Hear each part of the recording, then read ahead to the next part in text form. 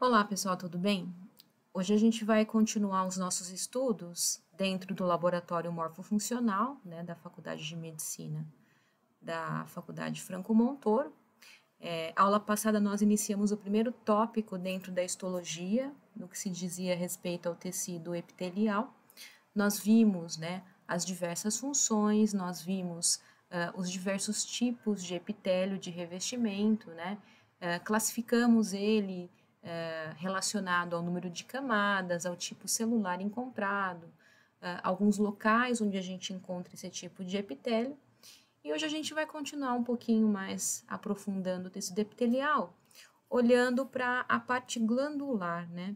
Então, a gente sabe na histologia que o tecido epitelial, ele é o tecido que ele está contido na formação das glândulas que nós temos no nosso corpo, tá? Então, se a gente for pegar alguns exemplos de glândulas que a gente tem no nosso corpo, a gente pode aí se referenciar, por exemplo, a simplesmente uma glândula sebácea, uma glândula sudorípara, ou glândulas mais complexas, como a tireoide, a hipófise, né? O pâncreas. Então, a gente vai dar uma olhadinha um pouquinho na classificação, nos tipos de glândulas que nós temos, apenas um resumo, então é uma aula resumo. Pressupõe-se que vocês estudem a cada aula, tá? Para virem ao laboratório, para a gente ter uma dinâmica melhor. Então, eu vou passar algumas informações importantes para direcionar os estudos de vocês, tá? Lembrando que amanhã, no horário estipulado, enviado pelo grupo, a gente vai estar de plantão. Na verdade, eu estarei de plantão com vocês via plataforma Zoom, para tirar as eventuais dúvidas que vocês tiveram durante os estudos de vocês nesse tema referente a tecido epitelial glandular. Bem, quando a gente fala de um epitélio glandular, a gente se refere basicamente a uma estrutura desse epitélio. E a gente pode classificá-lo apenas como uma célula glandular. Então, a gente pode ter distribuído ao longo, né, dos tecidos, ao longo do nosso organismo, células únicas que têm uma função secretora, que têm uma função de uma glândula unicelular, tá? Então, aqui a gente tem um exemplo clássico, né, que vocês já viram em cortes de intestino, que foi mostrado na aula passada no microscópio. Algumas células que eram pouco coradas, elas ficavam praticamente incolores, né?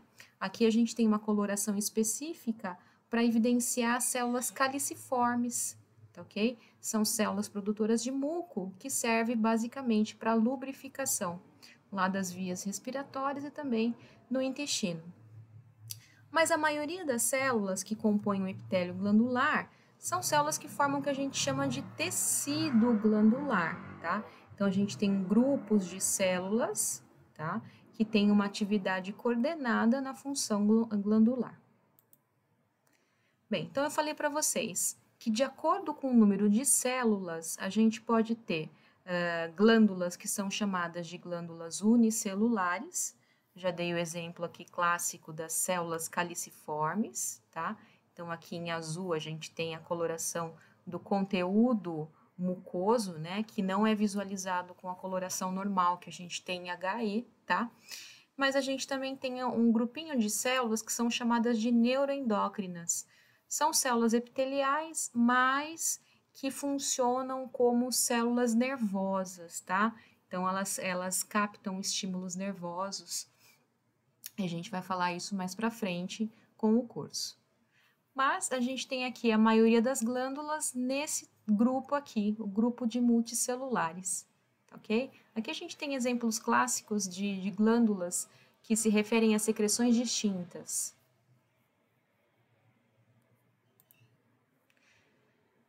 Bem, no epitélio glandular, a gente tem um corte longitudinal, né, de uma glândula, olhando para ela, né, sobre diversos aspectos. A gente sempre tem um epitélio que compõe essa glândula e nós temos ao redor desse epitélio um estroma, tá? Que é um tecido conjuntivo que serve de sustentação e nutrição para essas células da glândula. Lembrando que a glândula é formada por tecido epitelial, então isso daqui é um tecido epitelial, E a gente tem aqui uma característica bastante importante que nós vimos na aula passada, que são células, é um tecido que é avascular. O que isso significa? A nutrição ela tem que vir por meio do tecido subjacente a ela. Então, aqui nós temos um estroma, ok? E um parênquima, que são as células responsáveis pelas principais funções típicas. Então, essas células epiteliais que formam a glândula, a gente pode denominar também como parênquima. Bem, as glândulas, tá? Então, o tecido epitelial glandular, ele pode ser classificado quanto ao local de secreção. Então, nós temos dois tipos principais de glândulas no nosso organismo. Glândulas que são chamadas de glândulas exócrinas, né, que liberam o produto da sua secreção para uma superfície. Se a gente for lembrar, por exemplo, glândula sudorípara, então libera o suor para a superfície da pele, glândula salivar, glândula sebácea, então são glândulas exócrinas. Se a gente for pensar na parte glandular, que vão formar a bile, né, a gente tem glândulas exócrinas. Mas a gente também tem uma boa parte das nossas glândulas pertencentes a esse grupo aqui, glândula endócrina, que vai liberar o produto da secreção próximo a capilares sanguíneos e vai ter uma distribuição aí para todo o nosso organismo. Então, a gente pode falar da glândula tireoide, da hipófise, né? A gente pode falar que nos ovários a gente tem esse tipo de células produtoras de hormônios, tá? Então, a gente tem aí. Além disso, a gente pode classificar essas glândulas de acordo com o local onde liberam o seu produto de secreção. Então, as glândulas exócrinas, elas basicamente elas são classificadas como uma glândula merócrina, apócrina ou holócrina. O que significa isso? Merócrina, ela tem vesículas de secreção que, quando chegam à superfície da membrana plasmática, se fundem com os lipídios de membrana e só jogam para o seu exterior o produto de secreção. As apócrinas, se vocês perceberem aqui, a gente tem o conteúdo de secreção e esse conteúdo ele é secretado juntamente com parte da membrana plasmática dessas células. Já a holócrina, a gente tem aí basicamente a célula se desfaz durante a sua secreção. Um exemplo bastante clássico desse tipo de secreção são as glândulas as glândulas sebáceas, tá? As glândulas sebáceas, elas têm esse tipo de secreção holócrina, tá? As glândulas endócrinas, a gente já tem um outro tipo de secreção, tá? Ela vai secretar os seus hormônios, as suas proteínas para o estroma e essa secreção ela vai entrar dentro da corrente sanguínea e vai ser distribuído sistemicamente, tá? Aqui não é o caso da gente falar nesse momento, mas eu gostaria que vocês fixassem esses tipos de secreção.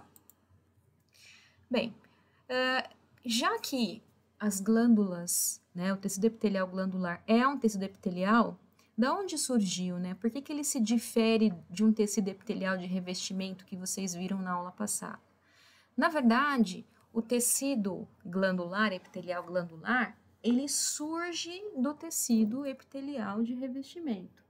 Embriologicamente, a gente tem a formação dos epitélios e esse epitélio ele começa a invaginar, penetrar no tecido adjacente ou tecido conjuntivo. Quando a gente tem essa invaginação para o tecido conjuntivo, seguindo aqui a seta, e essa invaginação ela continua com uma ligação até a superfície, até o epitélio que é de revestimento, a gente diz que esse tipo de glândula que foi formada é uma glândula exócrina. Então, toda glândula exócrina ela tem um ducto que chama de ducto excretor ou ducto secretor, essa porção aqui, uma região mais interna chamada de porção secretora. Então, essas células aqui embaixo são as células responsáveis pela secreção. E essas células que estão aqui penetrando o conjuntivo são células que vão compor o ducto por onde esse produto de secreção sai. Então, basicamente, embriologicamente, uma glândula exócrina, ela tem a sua origem embriológica do tecido epitelial de revestimento, mas ela continua tendo um contato com esse tecido de revestimento, ok? Diferentemente da glândula endócrina. Na glândula endócrina, glândula epitelial endócrina, a gente tem esse mesmo tipo de invaginação. Só que nessa invaginação, vejam, em certo momento da embriologia, essas células que a gente tinha um contato até o final da porção secretora, que formariam um ducto, são perdidas ao longo da diferenciação. Então, essas células elas entram em apoptose, remanescendo somente a porção secretora. Já que elas não possuem um ducto, o que acontece? A gente tem aí embriologicamente uma aproximação a vasos sanguíneos que a gente tem no conjuntivo, tá? Então, tudo que essas células aqui secretam vai diretamente para a circulação sanguínea, tá? Formando basicamente o que a gente chama apenas de porção secretora. Nós não temos o ducto excretor, como nas glândulas epiteliais exócrinas. Tá? Além disso, a gente pode pegar o grupinho das glândulas exócrinas e classificá-las de acordo com o tipo de secreção que elas produzem. Então, a gente chama de natureza de secreção. Nós temos as glândulas serosas, tá? Glândulas exócrinas serosas. Vejam que no citoplasma a gente tem uma coloração bastante acentuada com a eosina e bastante granulada, tá? Quando a gente tem isso, a gente classifica isso como uma glândula serosa, que é rica em proteínas. Lembrando que a eosina, ela cora bastante proteínas distribuídas ao longo do citoplasma. Já as glândulas mucosas, aqui a gente tem uma célula pertencente à glândula mucosa, o núcleo está mais achatadinho, o seu conteúdo, ele é rico em glicoproteína, então a gente tem muito carboidrato, tá? Que na coloração que a gente utiliza basicamente na histologia, que é o HE, a gente não consegue ver uma coloração do conteúdo citoplasmático, tá? Então, por enquanto, a gente viu glândula serosa e glândula mucosa, referente às exócrinas. Porém, nós temos também, distribuídos aqui no nosso organismo, glândulas com aspectos serosos e mucosos, em que a gente pode chamar uma glândula seromucosa ou mista. Então, vejam aqui, a gente tem as células formando a parte externa com produto de secreção seroso, e aqui a gente tem glândula, né, células glandulares com produto de secreção mucoso, ok? Bem, então vocês viram em alguns slides anteriores o tipo de eliminação da secreção. Só para a gente recapitular algumas coisas, por exemplo, no pâncreas, né? Aqui a gente tem um pâncreas, uma porção serosa do pâncreas. A gente tem um tipo de secreção, lembrando que o pâncreas é um órgão, a gente chama de uma glândula mista, tá? Porque a gente tem a porção exócrina, mas a gente também tem células que formam a parte endócrina, lembrando que a gente tem a produção de insulina e glucagon, tá? Mas o pâncreas também, ele secreta o que a gente chama de suco pancreático, tá? Que vai ajudar aí na parte da digestão, tá ok? Então, a gente tem aqui na porção serosa, da parte exócrina do pâncreas, a gente tem aqui essas células que formam essa glândula serosa. Como é que é o tipo de secreção? A gente tem aqui uma secreção que a gente chama de merócrina, tá? O que significa a merócrina? Apenas o conteúdo de secreção, ele é jogado através de um ducto secretor para uma superfície, tá? No caso aí, vai através de ductos até o intestino delgado. Bem, aqui nós temos uma outra imagem que se refere a um corte de uma glândula mamária. Se você onde as setas estão indicando, a gente tem como se fossem umas vesículas, tá? Esse tipo de secreção é chamado de apócrina. Então, aqui é a secreção do leite, né? Pelas células epiteliais que formam a glândula mamária, tá? Então, o leite, ele é secretado com parte da membrana plasmática dessas células que estão aí formando a glândula mamária. E aqui nós temos a imagem de uma glândula sebácea que tem esse tipo de secreção. A célula, ela se desfaz totalmente. Vejam que aqui a gente tem uma célula dentro desse ducto, se desfazendo e eliminando aí o que a gente tem, esse produto lipídico, que é o sebo, tá? Bem, ainda continuando a parte das glândulas exócrinas, o que a gente tem aqui?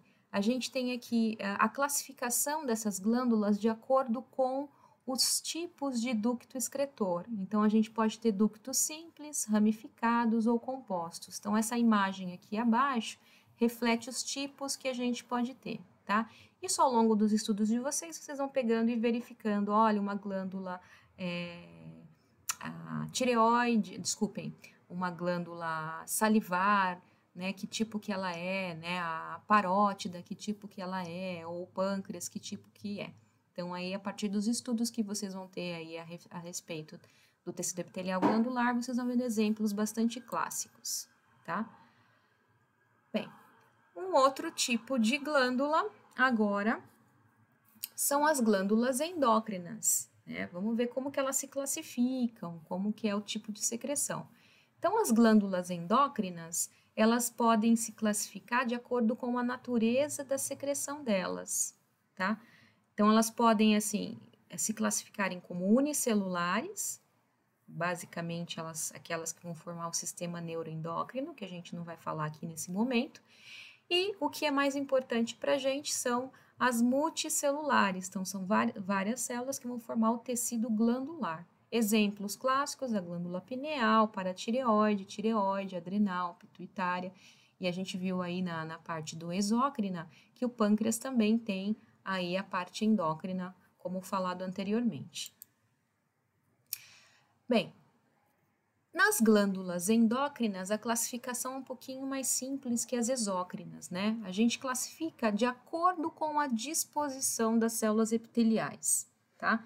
Das células que secretam. Lembrando que nas glândulas endócrinas a gente tem apenas a porção secretora, diferentemente da exócrina, que a gente tem também o ducto, né? Que liga lá no epitélio de revestimento. Então, a gente pode classificar como glândula vesicular, formando esse tipo de vesículas, tá? Que são essas esferas, né? Onde várias células cercam um conteúdo que é secretado, armazenado, e olha, a quantidade de vasos sanguíneos que cercam esse tipo de porção secretora. Ou a gente pode ter aqui um tipo que a gente chama de glândula endócrina cordonal, né? Que formam vários cordãozinhos aqui, né? Que parecem fileirinhas de células, tá? Então, aqui um exemplo bastante clássico para esse tipo de glândula cordonal, a gente tem a adrenal, a ilhota pancreática, tá? Onde a gente tem as células que vão produzir aí insulina, glucagon, e a hipófise anterior, né? Lembrando que a gente tem dois tipos de hipófise, né? A neurohipófise e a adenohipófise. Aqui a gente está falando da adenohipófise e a glândula paratireoide, tá? A gente tem esse tipo de constituição. Então, é bastante simples quando a gente pega um corte histológico de tireoide, que geralmente vem com parte da paratireoide, a gente consegue ver direitinho que a tireoide tem esse aspecto vesicular, enquanto que a paratireoide tem esse aspecto que a gente chama de cordonal, tá? Então, vejam aqui nós temos um corte de tireoide, tá? Então, essas células, elas formam esse aspecto de vesículas, né? Aqui nós temos o conteúdo que é produzido aí pela glândula tireoide, a gente tem os hormônios, né? Folículo estimulante, produzidos aqui, armazenados temporariamente, e ao redor dessas estruturas a gente tem muitos vasos sanguíneos por onde são distribuídos o produto de secreção. Aqui nós temos um corte, tá? Agora da hipófise, adenohipófise. Então, vejam que tudo isso daqui de vermelhinho que está corado são vasos sanguíneos no corte, tá? E aqui nós vemos células enfileiradinhas, formando cordãozinho celular. Então, aqui a gente tem uma glândula endócrina do tipo cordonal, tá? Que é característica aqui da adenohipófise, tá ok?